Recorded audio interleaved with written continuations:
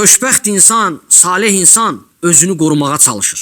Daimi Allaha ibadət və itaətlə, xüsusən də elm məclisləri ilə, zikr məclisi ilə. Elm məclisi ən böyük vasitələrdən biridir insanın salamat qalması üçün. Çünki insan elm məclisində imanına təsir edən amillərdəndir. İnsanın yatmış imanı oyanır.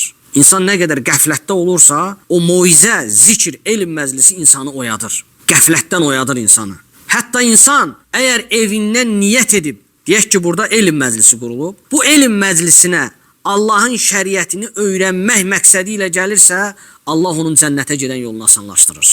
Çünki Rasulullah sallallahu aleyhi və səlləm sözü haqdır. Buyurur ki, hər kim elm üçün yola çıxarsa, yəni elmi əldə etmək üçün yola çıxarsa, evindən burada öyrənilən Allahın şəriəti barəsində olan elmi əldə etmək üçün yola çıxarsa, Allah onun cənnətə aparan yolunu asanlaşdırar.